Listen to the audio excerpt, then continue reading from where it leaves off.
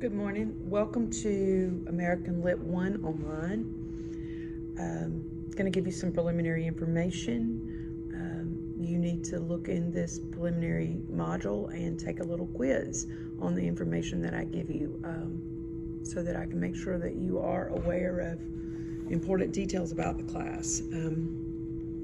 This is American Lit 1, so we will start with the earliest of American literature with Native American orature, basically, and we'll move through up to the Civil War with Emily Dickinson at the end of the semester. The first two units are primarily based on nonfiction. There are a couple poets here and there. The first will be the discovery part, the Native American, and then the actual kind of documentary kind of writing about the earliest discoveries and what life was like in early colonial America. Unit 2 is basically founding fathers. We read primarily, again, nonfiction: Benjamin Franklin, Thomas Jefferson, Thomas Paine, Phillis Wheatley. Units 3 and 4 are based on the Romantics. Unit 3 will be Romantics and Transcendentalists, and Unit 4 is what we call the Dark Romantics: Edgar Allan Poe, Herman Melville, Nathaniel Hawthorne, Emily Dickinson. So you have 4 unit test.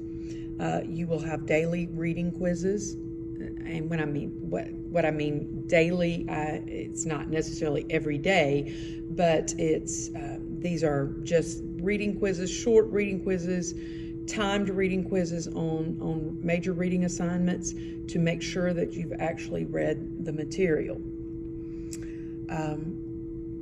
The class is set up in weekly modules. The most important thing that you can do every week, early in the week, is to read the weekly assignment sheet. It is the first thing in the weekly modules.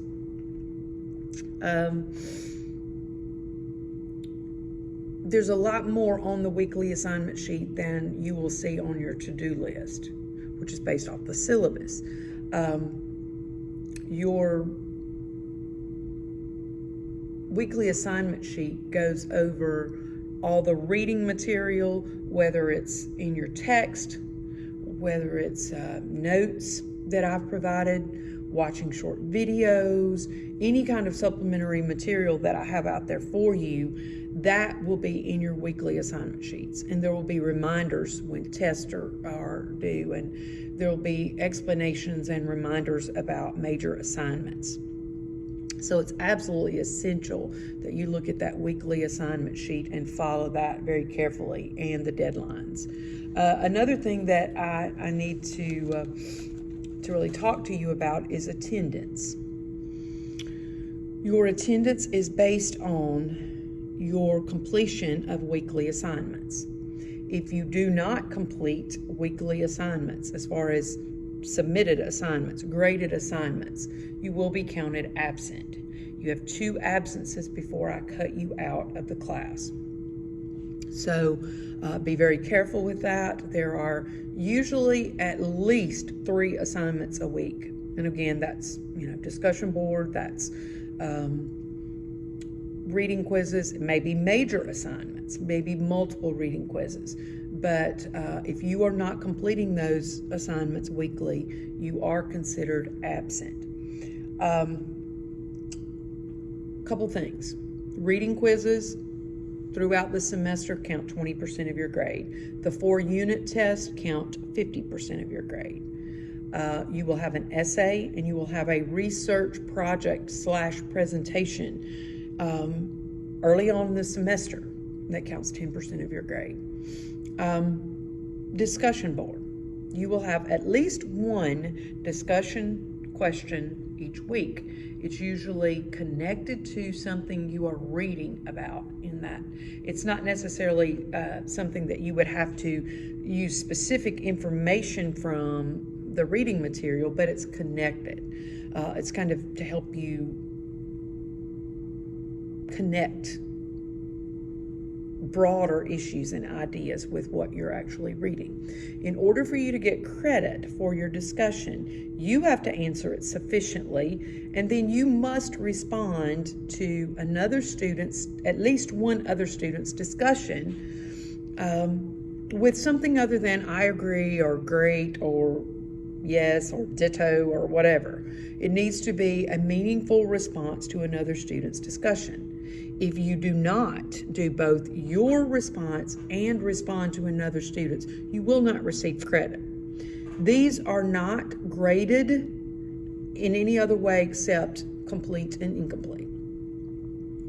But at the end of the semester, you should have 15 or 16 discussion questions. If you have answered all of those and received credit, I will add those 15 or 16 points to your lowest unit test grade. That can make a huge difference. It can make a letter grade difference in some cases. If you don't do it, you just don't get the points. If you do, that is the only opportunity I'm going to give you for any kind of extra credit, because the course is packed pretty full of reading assignments and other kinds of assignments. So there really is no real time for any kind of extra credit. So the only extra credit you're going to get will be from your discussion points at the end of the semester added to unit test grade. And I will drop the lowest reading quiz grade at the end of the semester to give you a little bit of leeway there. Due dates and submission, they're there.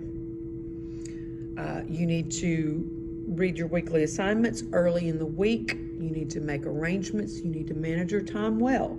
I'm not going to change due dates. I'm not going to extend due dates. I'm not going to reopen assignments. So there's really no need for you to email me and ask me to, because I'm not. I've designed the course carefully to make sure that we get all the material in, and therefore it's important that you stay on track. Reading quizzes are timed. Your unit tests are timed.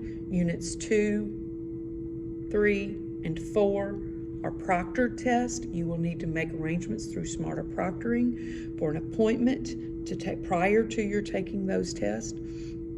The reading quizzes are timed simply for me to make sure to maintain the integrity of the quiz. If you have read the material well, you should have no problem answering those questions. If you haven't, you're not going to have time to look it up, I promise.